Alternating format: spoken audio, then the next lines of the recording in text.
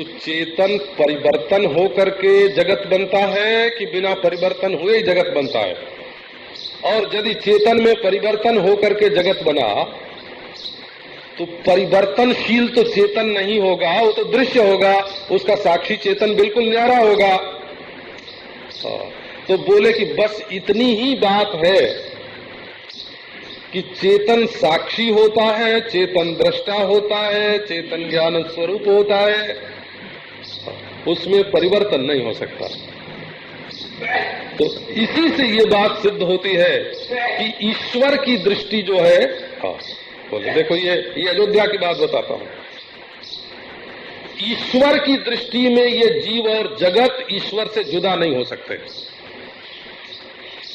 अगर ईश्वर को भी ये जीव और जगत अपने से जुदा दिखाई पड़ते हैं तो उस ईश्वर को ईश्वर नहीं मानना होगा, उसको अज्ञानी मानना होगा। ये बाबा दर्शन शास्त्र का सिद्धांत ये गांव में है ना, ये क्या नाम है, प्राइमरी स्कूल के बच्चों में ताली पिटवाने के लिए नहीं है? हाँ, ये तो बहुत बड़ी फिलॉसफी है, दर्शन शास्त्र है। तो इसलिए सर्व प्रपंचोयम ब्रह्मैवास्ति न चेतरत उपादानम प्रपंचस्य ब्रह्मणोऽन्यन्न विद्यते तस्मात् सर्व प्रपंचोयम ब्रह्मैवास्ति न चेतरतो। इसलिए जब तक अज्ञान है, क्या तो बोले अपना है और ये पराया है, ये अज्ञान है। हो ये अपना है, ये पराया है, ये अज्ञान है। ये मैं हूँ, ये तू है, ये अज्ञान है। बोला ये ईश्वर है, ये अनीश्वर है। ईश्वर को दो टुकड़े में बांट देना नारायण, ये अज्ञान है, ज्ञान नहीं है। एक मैं हूँ, एक ईश्वर है। तो ये अज्ञान है, न इसमें मैं का ठीक ज्ञान है, न ईश्वर का ठीक ज्ञान है। उपादानम प्रपंचस्य ब्रह्मणोऽन्यन्न विद्यते तस्मात् सर्व प्रपंचोयम ब्रह्मैवास्ति न चेतरत। इसलिए ये जितनी दुनिया दिखाई पड़ रही है ये दरअसल ब्रह्म है, ब्रह्म के सिवाय दूसरी कोई चीज नहीं है।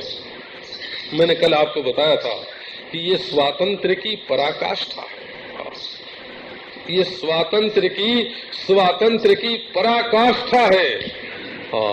इसमें कर्म का स्वातंत्र है, इसमें आकृति का स्वातंत्र है। का महात्मा ऊँट ही हो गए, बोले चलो ऊँट ही से चलो, कब आकृति ऊँट की बन गई है तो हम ब्रह्म चैतन्य कि कोई दूसरे हैं। आकृति ऊँट की दिखती है तो दिखने दो। इसमें धर्म संबंधी स्वातंत्र है, आकृति संबंधी स्वातंत्र है, कर्म संबंधी स्वातंत्र है? राष्ट्र स्वातंत्र है, प्रांत स्वातंत्र है, ब्रह्मांड स्वातंत्र है, निरंकुश स्वातंत्र है, निरंकुश, जिसमें देवता का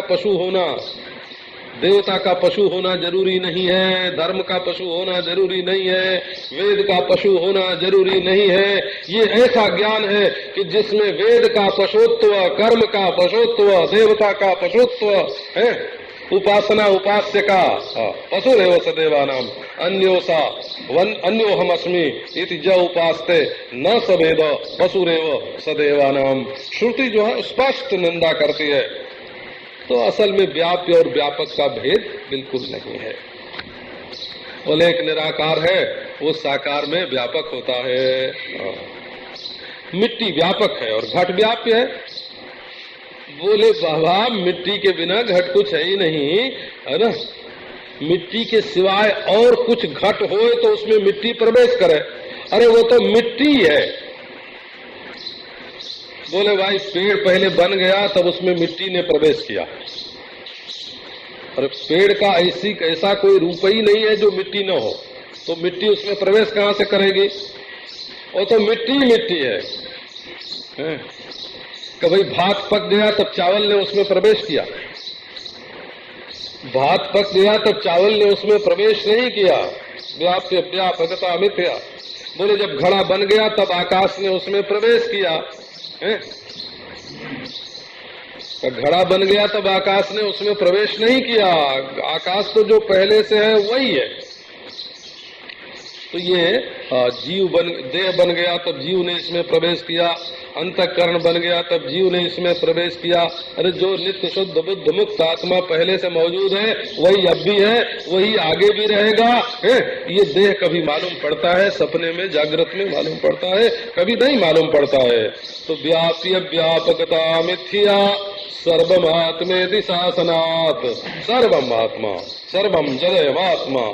श्रुति कहती है अपना आपा सब कुछ है।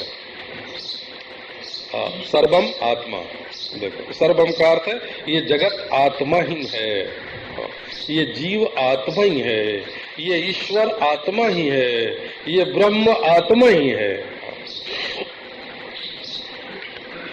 तो कहीं आपको शंका हो जाए महाराज क्या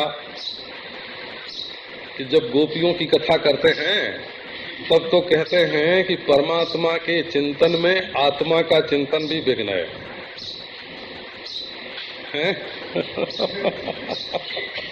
तो वैष्णव रीति से, वैष्णव सिद्धांत की रीति से परतत्व और स्वतत्व दो तत्व बोलता है, ऐसे समझ।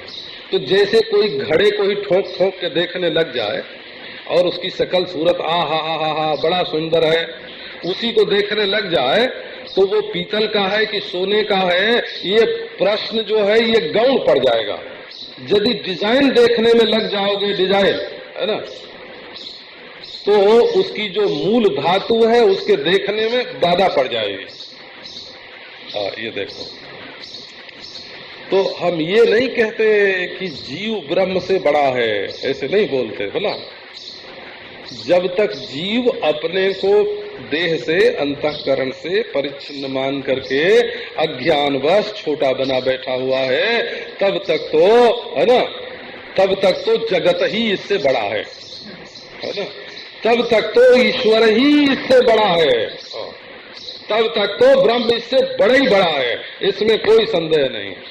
लेकिन ये जिस उपाधि पर बैठ करके अपने को छोटा मान बैठा है ना, जब उस उपाधि को छोड़ देता है, माने हम विचार करते समय उपाधि से विनिर्मुक्त करके जब इसको देखते हैं तो ये आत्मा तो साक्षात ब्रह्म है, और उसमें जितनी दूर में सृष्टि स्थिति प्रलय के अनुकूल शक्ति कल्पित की गई है, उतनी दूर में उस शक्ति के मालिक के रूप में चैतन्य का ही नाम ईश्वर है, और उस शक्ति के कार्य में जो मैं करके बैठा है चैतन्य, उसका नाम जीव है।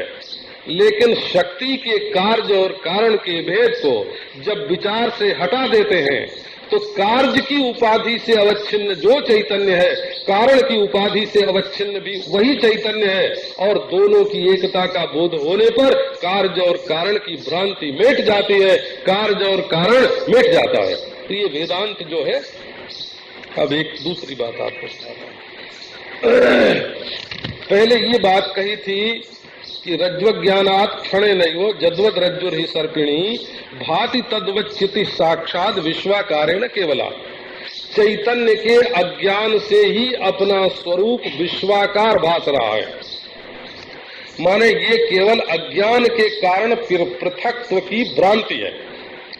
अब क्या बताया, बोले दुनिया में कोई मानते हैं कि ये सृष्टि कर्म के अनुसार ब्रह्मा बनाते हैं, तो असल में आप ब्रह्मा जी के चक्कर में ज्यादा मत पड़ना। आजकल तो कई लोग अपने को ब्रह्मा बताने वाले मिलते हैं कि हम ही ब्रह्मा हैं, तो हम ही विष्णु हैं, हम ही शिव हैं, ऐसे बताते हैं। तो आपको एक इसके बारे में बात सुनाता हूं। जैसे विलायत से तो रासायनिक द्रव्य आते हैं और यहाँ उनको मिला करके दवा तैयार कर लेते हैं, तो द्रव्य रासायनिक द्रव्य तो पहले से हुए ना। अच्छा, लोहा दूसरी इस्पात बढ़िया दूसरी जगह से आया और कहीं उसको ढाल लिया गया, और यहाँ तक कि ढाले हुए पुर्जे भी कहीं दूसरी जगह से आए और एक जगह उनको जोड़ लिया गया। तो ये ब्रह्मा को जो सृष्टि बनाने वाला कहते हैं, ब्रह्मा मिट्टी नहीं बनाते बोला, ब्रह्मा पानी नहीं बनाते, ब्रह्मा आग नहीं बनाते, ब्रह्मा हवा नहीं बनाते, ब्रह्मा आकाश नहीं बनाते बोला, ब्रह्मा जीव नहीं बनाते, ब्रह्मा जीव के अंतःकरण नहीं बनाते, ब्रह्मा जीव के कर्म नहीं बनाते बोला। जीव पहले से, अंतःकरण पहले से, उनके कर्म संस्कार पहले से, और ये जिनसे शरीर बनता है ना वो धातुएं पहले से। इनको जोड़ देने का काम, इनको केवल पुर्जे जोड़ने का काम ब्रह्मा जी करते हैं, है ना। पुर्जे जोड़ने का काम ब्रह्मा जी करते हैं। अच्छा, अब महाराज, अब जैसे घर घर पानी पहुंचाने का काम है ना, कोई जल विभाग का इंचार्ज होवे, घर घर पानी पहुंचा दे, इस तरह दुनिया की सब चीजों में पालनी शक्ति दूध, गेहूं में दूध, जौ में दूध, चने में दूध, अंगूर में दूध, है ना, रस हो, ये पहुंचाने का काम करने वाली जो शक्ति है ना, उस शक्ति से युक्त चैतन्य को विष्णु बोलते हैं। और जिससे फिर चीजें सूखती हैं, थोड़े दिनों में अंगूर की डाली सूख गई, हरा पेड़ सूखा हो गया, ये सुखाने की शक्ति जो सृष्टि में, हाथ नहीं उठता है, पांव जो है वो शिथिल पड़ गया, तो ये जो अपने आप वस्तुओं में शिथिलता आती है, इस शिथिल करने वाली शक्ति का स्वामी जो चैतन्य है उसको रुद्र कहते हैं, और तीनों में जो एक चैतन्य है उसको ईश्वर कहते हैं।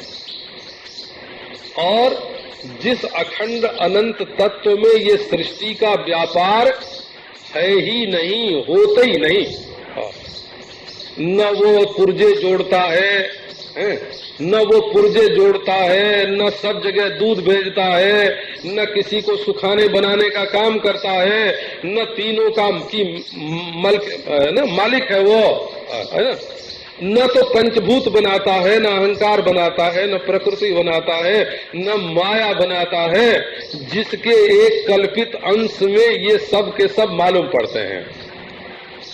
तो अब देखो, ईश्वर को समझाने के लिए क्या करते हैं, किसी ने कहा कि परमाणु से सृष्टि हुई, और किसी ने कहा शक्ति से सृष्टि हुई, किसी ने कहा कि कर्म से सृष्टि हुई, किसी ने कहा कि गणेश ने सृष्टि बनाई, गणपतियों से पूछ लो, किसी ने कहा नहीं नहीं देवी मैया ने बनाया, किसी ने कहा नहीं हमारे 4 हाथ वाले नारायण ने बनाया, किसी ने कहा शिव ने बनाया, किसी ने कहा बाबा सूरज में से धरती निकली है तो सूर्य आत्मा जगतस्तस्तुतश्च, सूर्य ने ये सृष्टि बनाई, किसी ने कहा निराकार से बनी, किसी ने कहा साकार से, है ना। तो कही कही समझाओ सब जग अंधा। ईश्वर होने के लिए ये जरूरी है कि वो सृष्टि का बनाने वाला हो या सृष्टि के रूप में बनने वाला हो। तो प्रश्न ये आया, नहीं जो सृष्टि को बना नहीं सकता, जो बिगाड़ नहीं सकता, जो रख नहीं सकता, वो काहे का ईश्वर, उसमें ईश्वरत्व तो क्या है। तो असल में ये सृष्टि न गणेश ने बनाई न मैया ने बनाई, तुम्हारी माँ तुमने तुमको बनाया, ये तुम्हारा ख्याल गलत है, तुम्हारे बाप ने तुमको बनाया। तो बोले बाप भी बनाते बनाते हार जाते हैं, जिंदगी भर नहीं बना पाते हैं, ऐसा देखने में आता है ना। तो बाप के भीतर जो वीर्य होता है वो विशेष स्थान पर पहुंच करके शरीराकार परिणाम को प्राप्त होता है। तो वीर्य कहाँ से आता है, तो वो औषधि वनस्पतियों में से आता है, तो वो कहाँ से आता है, कि पंचभूत में से आता है। कि पंचभूत कहाँ से आते हैं, कि बोले अहम तत्व में से आते हैं। कि वो कहाँ से आता है, कि महत तत्व में से आता है। वो कहाँ से आता है, प्रकृति में से आता है। वो कहाँ से है, कि बीज विशिष्ट सच्चिदानंद में से वो निकलती है। कि सच्चिदानंद में बीज कहाँ से आया, कि उसके अनंतत्व के अज्ञान से कल्पित हुआ। तो बताना तो ये है कि परमात्मा के सिवाय ये सृष्टि दूसरी कोई चीज नहीं है, परंतु कारण कार्य भाव की कल्पना करके, भोक्ता भोग्य भाव की कल्पना करके, कश्मीरी शैव जो है वो भोक्ता और भोग्य भाव की कल्पना करके परमेश्वर का निरूपण करते हैं, आनंद स्वरूप का। और सांख्यवादी जो है वो दृष्टा दृश्य भाव की कल्पना करके परमेश्वर का निरूपण करते हैं। और नारायण दूसरे लोग कार्य कारण भाव की कल्पना करके ईश्वर का निरूपण करते हैं। असल में ईश्वर में न कार्य कारण भाव सच्चा है, न कर्ता है, न कर्म है, न दृष्टा दृश्य भाव सच्चा है, और न तो भोक्ता भोग्य भाव सच्चा है, और न तो ईश्वर जीव भाव सच्चा है। अब ये कहो कि भाई एक सड़क पर झाड़ू लगाने वाली इस बात को नहीं समझती है, तो हम उसको समझाने भी कहाँ जाते हैं, है ना। एक सज्जन ने एक दिन कहा कि हमारा अमुक काम है ना, अमुक व्यक्ति से कह दो। हमने कहा भाई उनका कोई आम काम होता है तो हमारे पास आके कहते हैं, अब तक परंपरा यही रही है ना। हमने अपने काम से तो उनके पास जाके अपना कोई काम नहीं कहा है, तो हम तुम्हारी सिफारिश नहीं करेंगे। तो ये जो ईश्वर की सृष्टि है ना, ये नहीं कि महात्मा लोग गली गली में घूम के बताते फिरते हैं। जिनको समझने की प्यास लगती है, जो परमात्मा को जानना चाहते हैं, अगर तुम्हें अज्ञान में संतोष है तो अज्ञान में संतोष कर लो, है ना। तुम्हें अपनी गुड़िया में संतोष है तो उसमें संतोष कर लो, है। तुम्हारे अपने पैसे में संतोष है तो उसमें करो, हम कहाँ रोकते हैं, है। तुम अपने रिश्तेदार नातेदार से संतुष्ट है तो संतुष्ट हो लो, हम कहाँ मना करते हैं। लेकिन यदि तुम्हें असली ईश्वर के, है ना, वास्तविक स्वरूप की जिज्ञासा है, उसकी प्यास है, उसको समझना चाहते हो, तो भाई इस मार्ग के सिवाय, है ना, इस मार्ग के सिवाय दूसरा मार्ग नहीं है। अपने को जिंदगी भर तुम बहला सकते हो, हाँ, खिलौने में लगाए रख सकते हो, है ना। लोगों के पास बहुत समय होता है तो खेल खेल के उसको बिताते हैं कि नहीं, है ना। बैडमिंटन क्या होता है ना, खेल के अपना समय व्यतीत करते हैं। हाँ, क्या ठीक है, ताश खेल के अपना समय व्यतीत करते हैं। तो वैसे तुम्हारे मन में भी यदि बच्चों के खिलौने से संतोष होता हो तो उनसे तुम ईश्वर के बारे में अपना संतोष रखो, तुम्हारा संतोष चिरजीवी हो, है ना।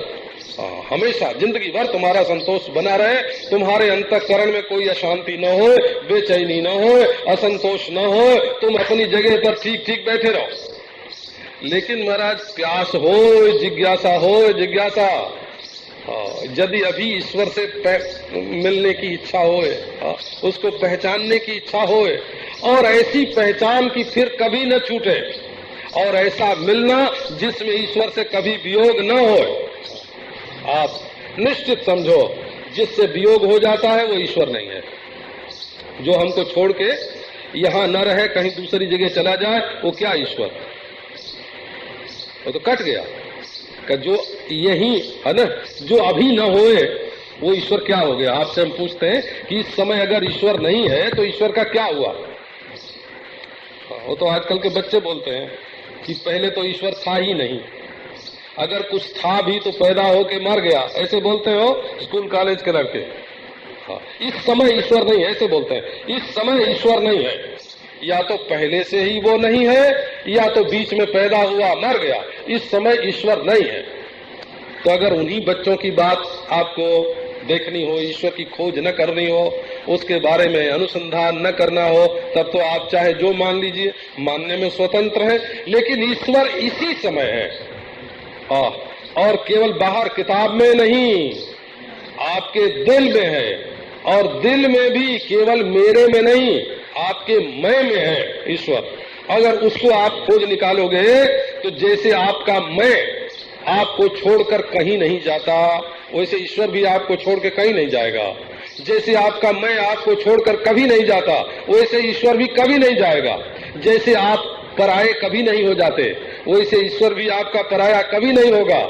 ईश्वर को पहचानना, ईश्वर को पहचानना जरूरी है। तो सर्वम आत्मेति शासनात्, और श्रुति कहती है ये शासन है, शास्त्र है कि आत्मा के सिवाय दूसरी कोई वस्तु नहीं है। आप यही कृतकृत्य हैं, आप अभी कृतकृत्य हैं। आप जो है उसी रूप में कृतकृत्य हैं। इति ज्ञाते परे तत्वे भेदस्यावसर कुतः। यदि इस तरह परम तत्व का ज्ञान हो गया तो अपने और ईश्वर के बीच में दीवार खींचने की कोई जरूरत नहीं है, पर्दा खींचने की कोई जरूरत नहीं है, हिंदुस्तान पाकिस्तान की सीमा का अंकन करने की कोई जरूरत नहीं है अपने और ईश्वर के बीच में। और अगर ईश्वर को नहीं पहचानते हो बाबा, तब फिर तुमको छुट्टी है कि चाहे जो ईश्वर मानो, चाहे जिसको ईश्वर मानो, न मानो, क्योंकि जब तुम अपने मन के मुताबिक ही चलने के लिए राजी हो, असलियत वस्तु की पहचान नहीं करना चाहते हो, तो कोई क्या करे। तो श्रुत्या निवारितम नूनम नानात्वम स्वमुखे नहीं कथम भासो भवेदन्यः स्थिते जाद्वय कारणे। कल शंकराचार्य की जयंती मनाते हो, पंचमी को, वैशाख शुक्ल पंचमी को शंकराचार्य की जयंती मनाई जाती है। तो और संप्रदायों में तो व्यक्ति का ज्यादा महत्व होता है ना, परंतु शंकर संप्रदाय में व्यक्ति का महत्व नहीं होता है, सिद्धांत का महत्व होता है। 50 वर्ष के पहले शंकराचार्य की मूर्ति स्थानों में नहीं मिलती थी हो, अब लोगों ने 50 वर्ष के भीतर जगह जगह शंकराचार्य भगवान की मूर्ति बनाई है। क्योंकि शंकराचार्य व्यक्तिवादी नहीं है, शंकराचार्य तत्ववादी हैं। तत्व, वो ये नहीं कहते कि हम कहते हैं इसलिए ये चीज ऐसी है, वो कहते हैं ये चीज ऐसी है इसलिए हम कहते हैं, और ये चीज ऐसी है इसलिए तुम भी इसको, है ना, ऐसा समझो, ऐसा अनुभव करो, ऐसा बोलो। इसमें बताने वाले का महत्व ज्यादा नहीं है ना, वस्तु का महत्व है। हाँ, उपासना में हम किसी सालग्राम को ईश्वर माने कि नर्मदेश्वर को माने, है ना, अपने गुरु को माने कि अपने बेटे को मान ले, कि अपने पति को माने, कि अपने गुरु को माने, ये मानने वाले की स्वतंत्रता है उपासना में। परंतु ज्ञान में मानने वाले की स्वतंत्रता, मानने वाले की स्वतंत्रता नहीं है। वो तो चीज जैसी है वैसा उसका ज्ञान प्राप्त करना पड़ेगा। इसलिए अद्वैत सिद्धांत में ये जो व्यक्तिवाद है ना, व्यक्तिवाद, व्यक्तिवाद के लिए अवसर नहीं है।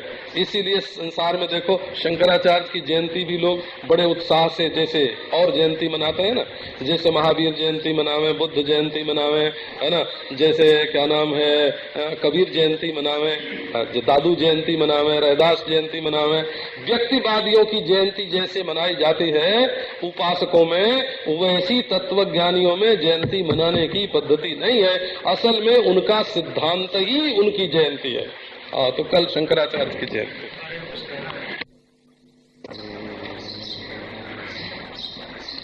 विश्वम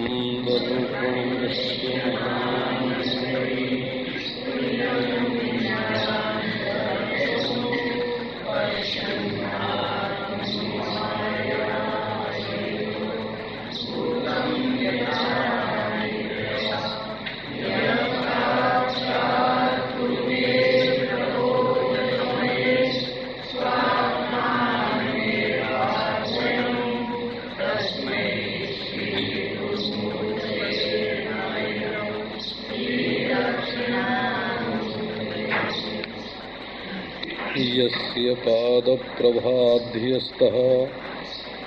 प्रपंचो भाति भासुरः तमहं सद्गुरुं वन्दे पूर्णानन्दं चिदात्मकम्।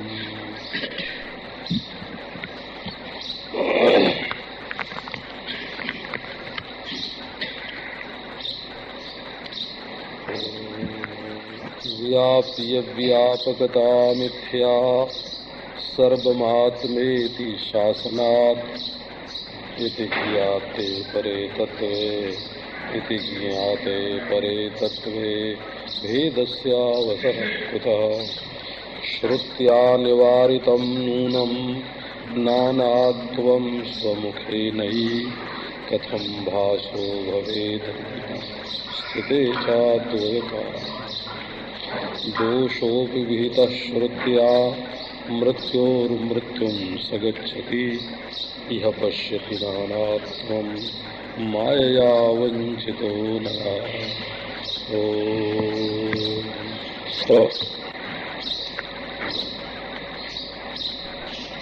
शंकराचार्य भगवान की वांगमयी मूर्ति है, अपरोक्षानुभूति उन्हीं की रचना है।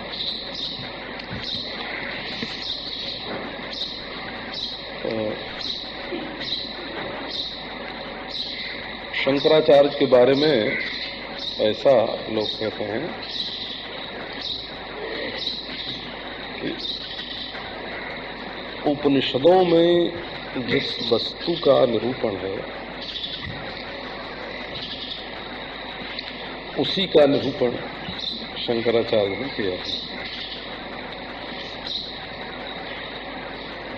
आप सृष्टि के संबंध में दो विचारधाराओं से परिचित हैं। एक का कहना है कि सृष्टि के मूल में जड़ता थी और धीरे धीरे विकसित हो करके उसमें ये चेतना आई, और एक धारा ऐसी है कि जगत के मूल में चैतन्य चैतन्य ही चैतन्य था, ज्ञान ही ज्ञान था, और वो कालक्रम से देश काल वस्तु के जो संस्कार हैं उनसे धीरे धीरे ढकता रहता है। तो महापुरुष लोग आकर के उस पर्दे को हटाते हैं और फिर से उसी वस्तु का साक्षात्कार होता है। तो जो लोग सृष्टि के मूल में केवल जड़ तत्व ही मानते हैं, वो लोग ऐसे कहते हैं कि हमारे बाप अपने बाप से ज्यादा जानते थे और मैं अपने बाप से ज्यादा जानता हूँ, और जब मेरा बेटा होगा तो उसके सामने मैं, है ना, अनजान हो जाऊंगा, वो ज्यादा जानेगा। इस प्रकार जानकारी पीढ़ी दर पीढ़ी बढ़ती जा रही है, चेतना का विकास होता जा रहा है। ऐसे लोग प्रायः व्यक्तिवादी होते हैं। वो कहते हैं कि जो मैं जानता हूं वो तो कोई दुनिया में आज से पहले जानता ही नहीं था। तो उनके यहाँ महापुरुष की पूजा नहीं होती है।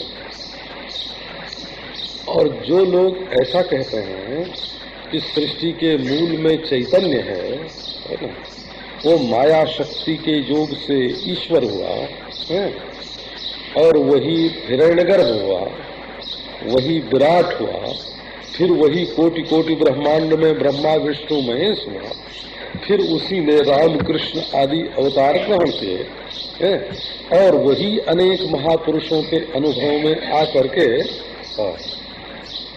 समय समय पर प्रकट होता है और लोगों के अज्ञानांधकार को दूर करता है।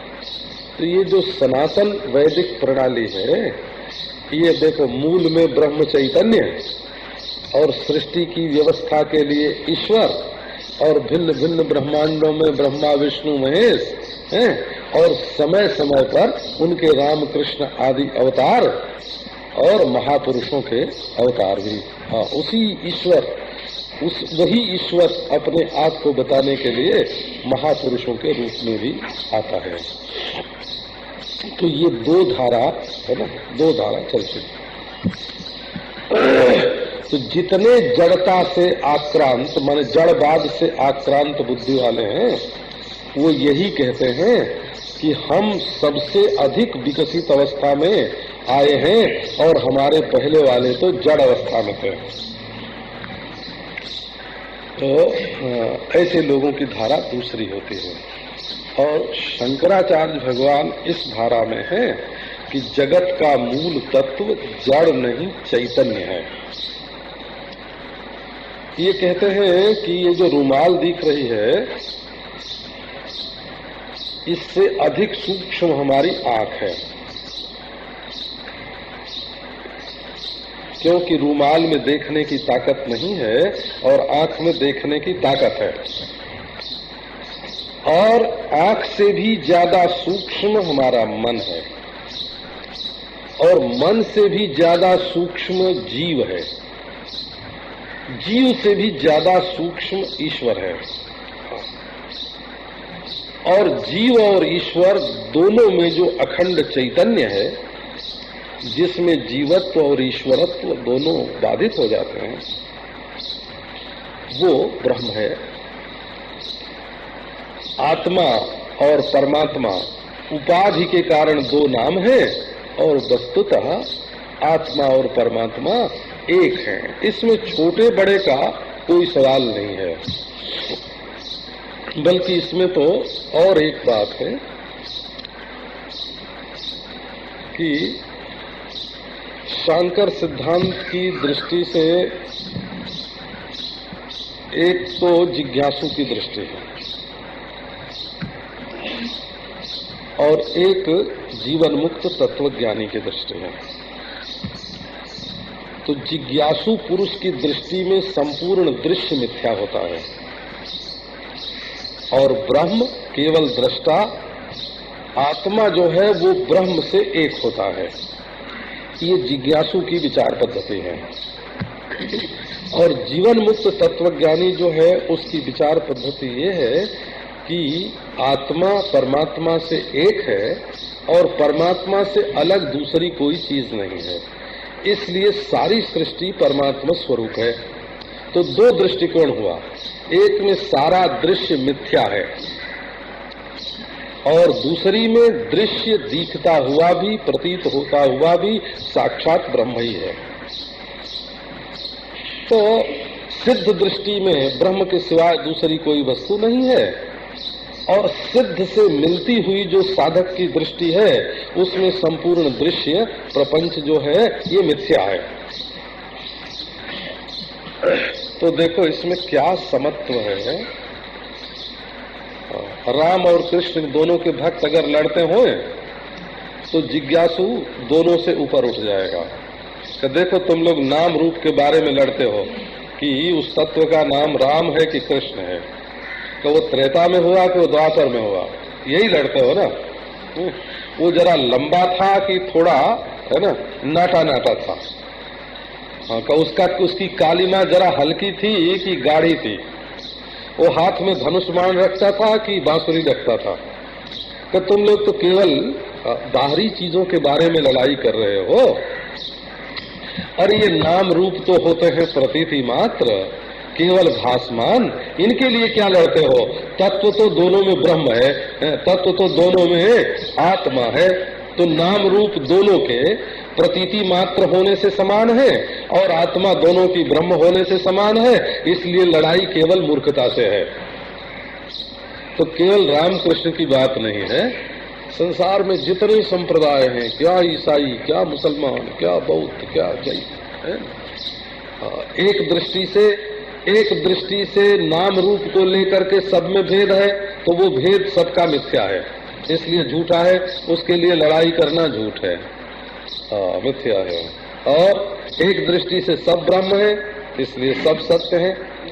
तो न तो जिज्ञासु के चित्त में कहीं राग द्वेष होगा और न तो जीवन मुक्त ज्ञानी पुरुष की दृष्टि में कहीं राग द्वेष होगा। ये तो जो छुट भइये लोग हैं ना, है ना, न तो जिज्ञासु हैं, न तो सत्य को जानने की कोशिश करते हैं और न तो सत्य का उनको ज्ञान है।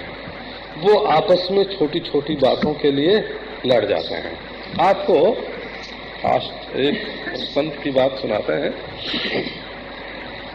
हमको एक संत मिले, तो वो स्वयं बात करते थे, मैंने उनसे कुछ पूछा नहीं था।